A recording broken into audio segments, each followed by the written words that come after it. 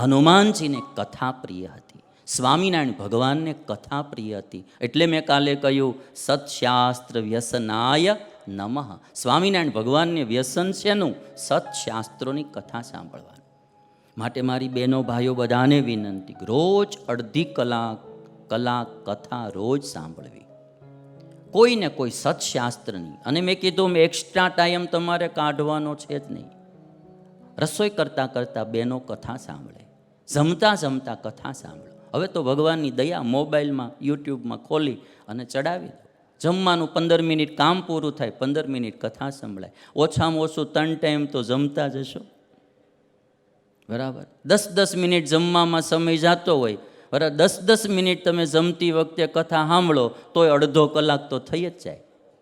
જમાતું જાય. અને વળી જરા તરા ખાડું મોડું થયું હોય તો મનમાં આવે નહીં, છાલિયાના ખોટા ઘા થાય નહીં. ઘરવાળાની શાંતિ, તમારી શાંતિ, અને કથા સાંભળાય છે.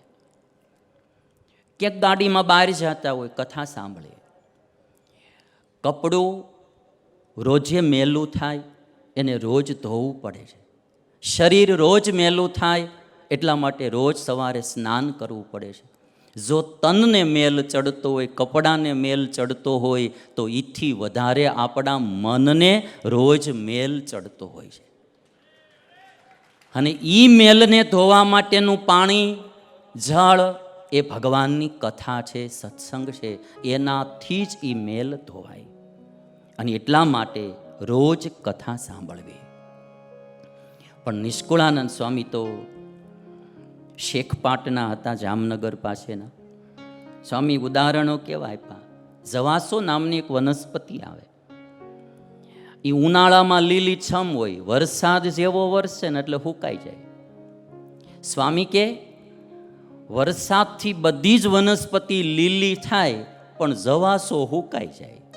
એને વૃષ્ટિ ન ગમે, ધોમ ધોમ તડકો પડતો હોય ને એ જ ગમે. એને વરસાદ ન ગમે. એમ ઘણાય જીવ ઈતડી જેવા, જેને દૂધ ન ગમે, લોહી ગમે.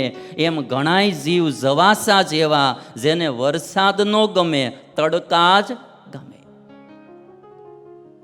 સ્વામી કહે છે કે ઘોડો હોય ને એ ખારેક ન ખાઈ શકે. આપણે અખતરો નથી કર્યો, પણ આવું બધું કહેવાતું આવે. મને મન થાય છે એકવાર ખવડાવી જોવી આપણે. તમે આ બધું અમુક કેવું બધું કહેવાતું આવે છે, એટલે તમે જરાક ટેસ્ટ કરો તો બી વાંધો નહીં. પણ મારે મન તો 1-2 વાર થયું છે, પણ હજી થતું નથી. જો ઘોડાઓ છે ને એ ખારેક ન ખાઈ શકે એમ કહેવાય. એને રેયની પેટમાં ઉલટી થઈ જાય એવું માન્યતા છે. બેનો છે ગીત ગાય, ઘોડો ખાય ખારેક ને ચાવે ટોપરા, એ હાવ ગપગોળા છે. આજે આ લગ્નમાં ગાય ને ઘોડો ખાય ખારેક ને, હવે એને બિચારાને પૂરો રસકો ન મળતો, એમાં એને ખારેક ખવડાવે કોણ? એની ઉપર બેઠો એ વરાજાને ખારેક ન મળતી હોય, આ ઘોડાને ક્યાંથી મળે? પણ તો આમ ગાતા હોય બેનો હરખે હરખે. મને તો એ થાય કે આવા ગીત કોઈ સંસ્કૃતિમાં જોવા મળે કે હાલ ગમે એવો આમ ફ્યુઝ લૂઝ માણા બેઠો હોય ને વરાજો ઘોડા ઉપર, બેનો ગીત એવા ગાય ને આમ થઈ જાય હો તમારે. આમ તમે આમ જો ને ઝોમ ચડી જાય. હિન્દુસ્તાનમાં આખી રીત જ જુદી છે. એવું ક્યાંય ગીત નહીં ગવાતું હોય, તમે જોજો. એ ટબોડીમાં ખાલી જરા તરા થોડી કાકરી નાખી હોય, નાના નાના કાકરા, અને આમાં આમ લૂણ ઉતારતા હોય, વીરો મારો ઝગમગ ઝગમગ થાય. ત્યાં તો વીરો તમારે આમ વાય ભાઈ. હરેક જગ્યાએ માણાને ઉત્સાહ જગાડવો, પ્રોત્સાહન આપવું, આનંદમાં લાવવો, એ આપણી ભારતની સંસ્કૃતિ છે ભાઈ. ઢીલું પડવાનું જ નહીં. એમ જે હોય એમાં મોજ જ કરી લેવાની, મજા જ કરી લેવાની, એ આપણી ભારતની સંસ્કૃતિ. એટલે તો તમે જુઓ ને, આટલા બધા આપણે 140 કરોડ કહીએ છીએ આપણે અત્યારે. દુનિયામાં 1લો નંબર આપણો આવી ગયો વસ્તીમાં. ચીનની સાઈડ કાપી લીધી આપણે, બરાબર. અને આટલા બધા દેશમાં, આટલી બધી વસ્તીમાં આમ તમે જોવા જાઓ બીજા દેશોની કમ્પેરિઝનમાં, તો આપણે અહીંયા આત્મહત્યાઓ બહુ ઓછી કહેવાય બીજા દેશોની કમ્પેરિઝનમાં. અહીંયા ઊંઘની ગોળીઓ ખાનારા બીજા દેશો કરતાં વસ્તીની દ્રષ્ટિએ ઓછા કહેવાય. શું કરવા? અહીંયા એકાબીજાને આનંદમાં લાવનારા માણસો બીજા જીવતા હોય છે. કોઈ ઢીલો પડે ને એને બળ આપે, એને પ્રોત્સાહન આપે.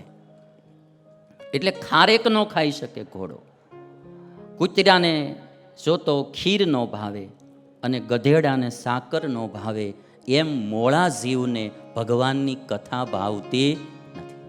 પણ જેણે સારું થવું છે, જેણે કંઈક સર્જન કરવું છે, જેણે પોતે સુખી થવું અને પોતાથી હજારો માણાને સુખી કરવા, એણે રોજ ભગવાનની કથા સાંભળવી.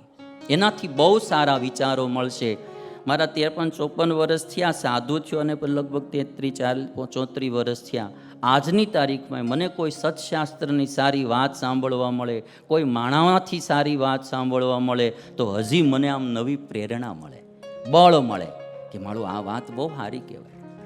હું આ સત્સંગ વિચરણમાં બી એક જ ફાયદો સમજું છું કે અમુક ગ્રહસ્થોની ઘરે જઈએ દેશ વિદેશમાં, એનો ભાવ, એનો પ્રેમ, એની સરળતા, એની નમ્રતા, એનો વિવેક એ જોઈએ ને તો આપણા જીવનમાં બળ મળે કે આ અમેરિકામાં 35 વર્ષથી આ માણસ રહે છે, આણે જીવનમાં કોઈ વ્યસન નહીં આવવા દીધું, આણે ભગવાનની પૂજા નથી છોડી, બહારનું ખાવા પીવાનું શરૂ નથી કર્યું, એકદમ ધર્મ નિયમ ચુસ્ત પાળી અને 35 વર્ષથી આ રહે છે. માણસ કેટલો પોતાનો ધર્મને, સંસ્કૃતિ, સંસ્કાર રાખ્યા, એવા માણાને જોઈએ ને તો આપણું આમ હૃદય ફૂલી ઉઠે, બળ મળે. ગ્રહસ્થોમાં બી બહેનો ભાઈઓમાં એવા ભાવનાવાળા માણસો હોય, એવા સરળ, નમ્ર, વિવેકી, ત્યાગ, વૈરાગ્યવાળા હોય, એને જોઈને આપણને પણ પ્રેરણા મળે. હવે ગુણાતીતાનંદ સ્વામી કહેતા, અમુક હરિભગતને દર્શન દેવા જવાના હોય અને અમુક હરિભગતના દર્શન કરવા જવાના હોય. અને સ્વામિનારાયણ ભગવાન તો ગુણગ્રાહી હતા. સ્વામિનારાયણ ભગવાન તો ગુણને પ્રધાનતા દેનારા હતા. એટલે વચનામૃતમાં કહ્યું, ત્યાગી ગ્રહીનો મેળ નહીં, જેની સમજણ મોટી ઈ મોટો. આ કોણ બોલ્યો?